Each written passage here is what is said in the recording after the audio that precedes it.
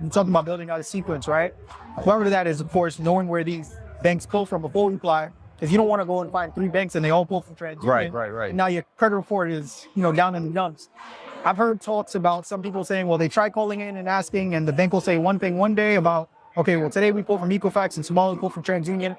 Are there, based off your experience, what are some of the different ways we can know for sure where these banks pull from without having to ding our credit first to figure it out? Okay, so two things. So one strategy that I always do, right? So let's say with the credit union, I'll call the credit union and I'll tell them, hey, look, I'm looking to, and it could be whatever. I'm looking to refinance my car, or I'm looking to open up a CD account, right? Maybe not direct, like, hey, what credit bureau you're pulling from, because some institutions may be reluctant to give you that if you're forward with this. So one thing I do is I'll say, look, I'm interested in, applying for a loan, but before I want to make sure that, I'll tell them basically, like, look, I freeze my credit reports for safety and security reasons.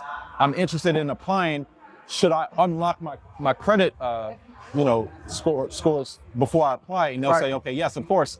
And I'll be like, one trick I'll say is, well, I have all 3 of them. Is there a particular one that I should unfreeze? So that way it's a little bit more subtle. It's not as direct. And I'm eliciting the information that I paid for in the first place, right? Mm-hmm. So that's one way that I'm able to, gather information. I would say mostly credit unions. Another way that you could figure out where a financial institution pulls from is that you can just freeze all your credit reports and then apply.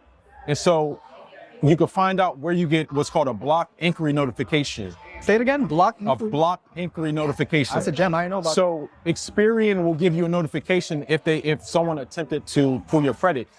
If it's blocked, it's not going to go through, but you'll still get a notification like, hey, this institution tried to pull your credit. So that's another way that you can, go about trying to figure out who they pull from without actually dinging your credit. Mm-hmm. And then also too, you could always call back and get a second opinion.